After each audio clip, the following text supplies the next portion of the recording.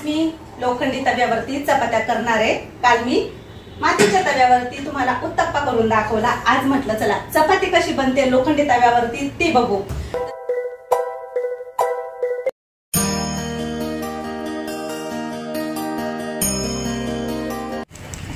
हाय, या सगळ्यांनी भेळ खायला। आज मी सुट्टी घेतली आहे तुम्हाला सगळ्यांना भेटण्यासाठी। या भेळ खायला। आज सर्वांना पूजाला बघून आनंद झाला असेल। सगळ्या मावशींना, काकांना, दादांना, मामांना सगळ्यांना गुड मॉर्निंग। सगळ्यांनी भेळ खायला आमच्या घरी। Okay okay. आज खूप दिवसांनी पूजाने भेळ आणली आहे। आज पूजा सकाळी मार्केटमध्ये गेली होती शॉपिंग करायला। काय काय शॉपिंग केली सर्व काही दाखवणार आहेत, पण भेळ खाऊन घेते त्या आधी, नंतर शेअर करेल तुमच्या सोबत। Okay okay.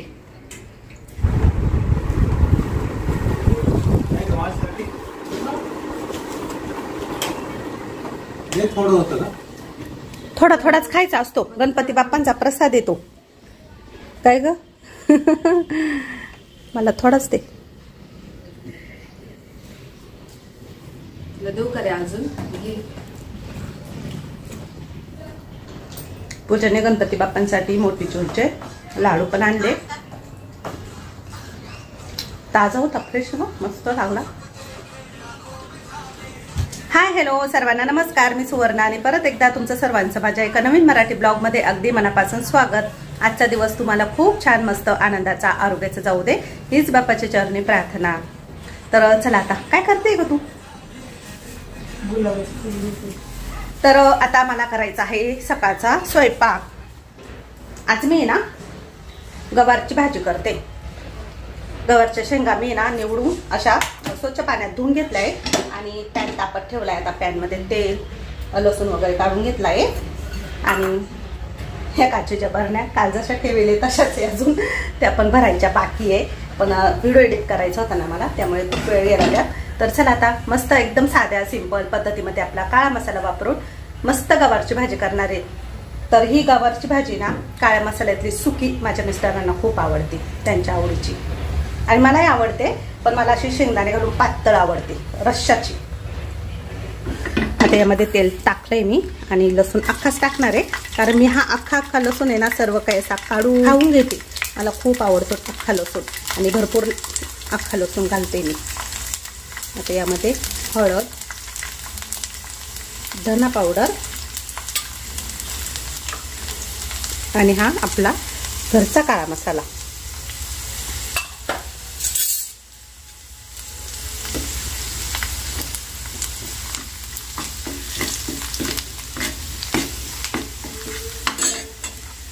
यामध्ये आता गवार टाकले।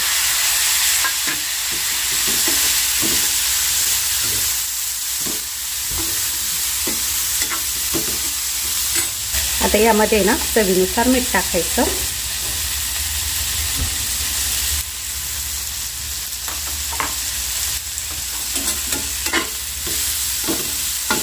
गवार वाफेवर पण पटकन शिजते, त्यामुळे हिला पाणी टाकायची गरज नाहीये। अशीच झाकण ठेवून आहे ना वाफेवर होऊ द्यायची, एकदम मस्त होते। एक 5-7 मिनिटातच गवार छान मस्त शिजते। आता गॅस आहे ना बारीक करायचा, झाकण ठेवायचा।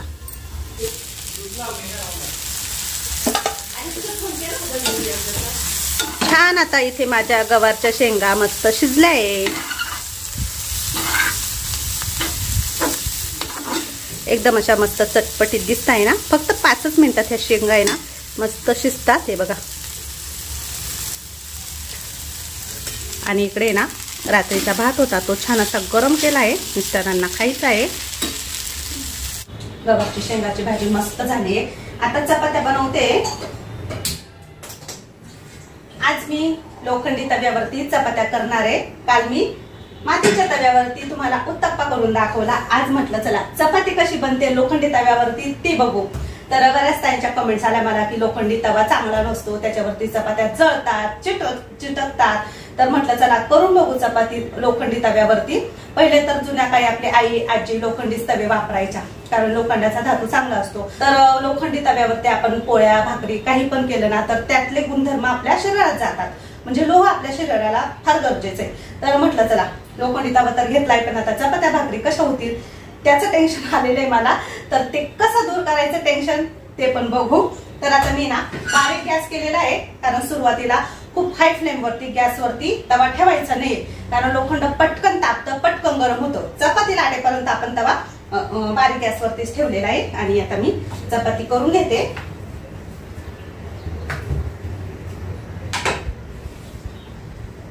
चपाती करताना तुम्ही 1 पुडाची, 2 पुडाची, 4 पुडाची ज्या पद्धतीमध्ये करता त्या पद्धतीमध्ये करून घ्यायची. आणि चपाती मी खूप जास्त बारीक पण नाही करत आहे, थोडीशी मोठीच करते. लोखंडी तव्यावर आहे ना सुरुवातीला आपण काय करायला पाहिजे ते आज मी तुम्हाला दाखवते व्हिडिओ मधून. म्हणजे तुम्ही पण लोखंडी तव्यावरती जर चपात्या करत नसाल तर तुम्ही पण करू शकता. आणि कसं आहे, कोणती पण गोष्टीची सवय लागायला थोडा वेळ लागतो.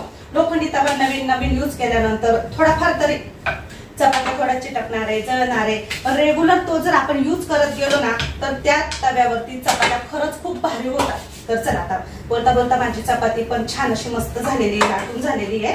आता आपण तव्यावरती चपाती टाकू. आता तवा बारीक गॅसवरती छान तापलाय, पण चपाती टाकण्याआधी यावरती आपल्याला तेल लावायचे.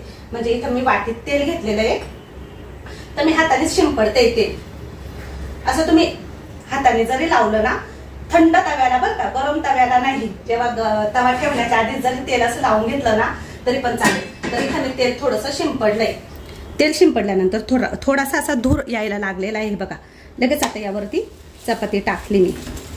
तेल लावल्यामुळे काय होतं, आपली चपाती ना तव्याला चिटकत नाही. आता मी गॅस आहे ना थोडा मध्यम करते, थोडासा वाढवलाय गॅस. तर हे बघा, आता आपली चपाती थोडीशी ना अशी करायची, किंवा उलटणी घ्या तुम्ही हाताने, तुम्हाला नाही जमलं तर थोडीशी वर करून घ्यायची, म्हणजे ती अशी सरकते. तर हे बघा मी गॅस ना आता मोठा केला, कारण बारीक केलेला होता ना आधी. तर चपाती ना अशी थोडी फिरवत राहायची. हे बघा चपातीला असे पूड येत आहे, म्हणजे असे फोडफोड येत आहे थोडेसे. तर हे बघा आता ही चपाती आपण पलटी करू. हे बघा चिटकली का चपाती? अजिबात चिटकली नाही, आणि अशी काळे डाग पण पडलेले नाही. आणि बघा चपाती कशी फुगायला लागलेली आहे. आता चपातीच्या बाहेरून थोडंसं तेल टाकू आपण, कडेला टाकायचं, कारण लोखंडी तव्याला आहे ना कधी कधी कडा थोड्याशा कच्च्या राहतात, त्यामुळे सारखी आपल्याला ती अशी करायची, एकाच जागेवर ठेवायची नाही. आणि आता आपण पलटी करू. तर हे बघा सर्व बाजूने चपाती कशी मस्त झालेली आहे. हे बघा मस्त फुगली आहे ना. तर आता मी फुगा थोडासा खाली दाबते, आणि ही चपाती अशी अर्धी करायची. आता मी हातानेच करते, तुम्ही या ठिकाणी उलटणी कपडा काही वापरा. अर्धी केल्यामुळे काय होतं, त्याची काटे ना ही चांगली मस्त अशी भाजली जातात. हे बघा कुठेही आपली चपाती कच्ची राहत नाही. आणि चपाती फुगली पण तव्यावरती, बऱ्याच जणांचा प्रश्न असतो की चपाती फुगत नाही. हे बघा जिथे कच्ची असते ना अर्धी करायची, आणि चपाती छान अशी मस्त भाजून घ्यायची. तर गॅस कमी करते. हे बघा अशा प्रकारे आपली ही चपाती मस्तपैकी भाजून झाली. मी चपाती भाजल्यानंतर अशी वाफ काढून घेत असते. तर हे बघा किती मस्त आपली ही चपाती झालेली आहे. हे बघा मागून पण छान भाजलेली. हे बघा अजून एक मी चपाती तुम्हाला इथे करून दाखवते.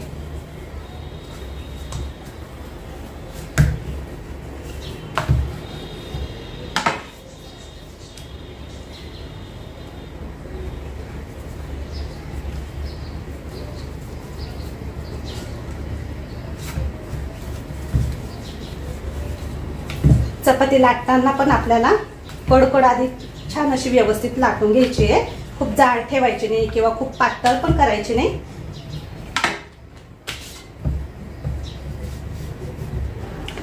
आता मी ही दुसरी चपाती ना तेल न लावताच करून दाखवते तुम्हाला, कारण बऱ्याच जणांना तेल नको हवं असतं. हे बघा तव्याला अजिबात तेल नाही आहे, आणि तव्यावरती आता आपण बिना तेलाची ही चपाती करून बघू.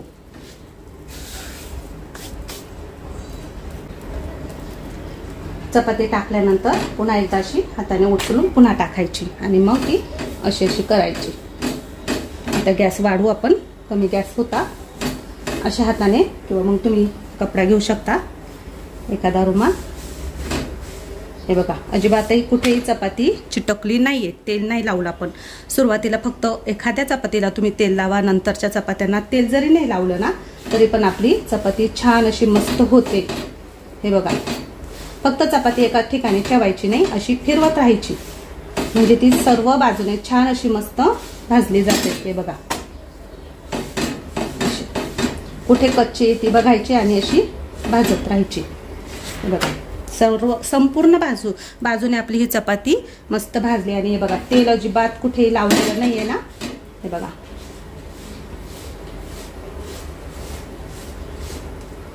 हे बघा,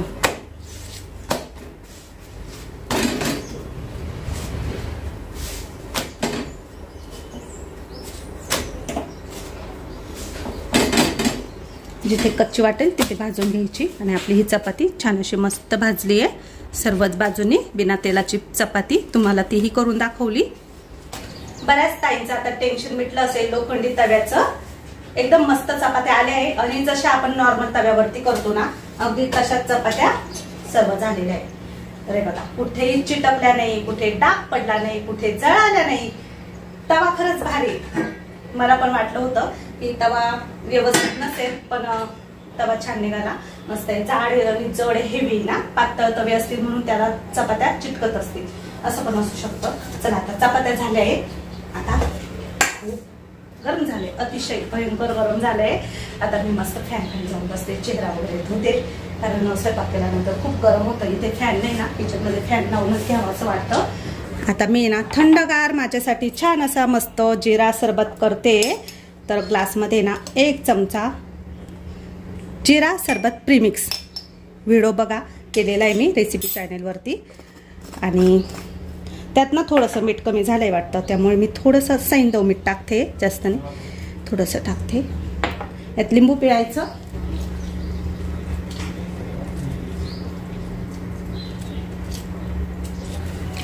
आईसचे तुकडे टाकते आता मी यामध्ये 2-3. माठातलं पाणी, थंडगार पाणी माठातलं. मी आता हे मिक्स करून घेते. उन्हाळ्याच्या दिवसांमध्ये ना जेवल्यानंतर असं जिरा सरबत करून प्यायचं, मस्त वाटतं. खूप जास्त थंड नाही आहे, कारण बर्फाचे आईसचे तुकडे टाकले ना मी त्यामध्ये. मस्त फॅन खाली बसले आणि छान आता थंडगार असा जिरा सरबत माझा रेडी झाला आहे. आता मी मस्त पिणार. खूप छान मस्त लागतं.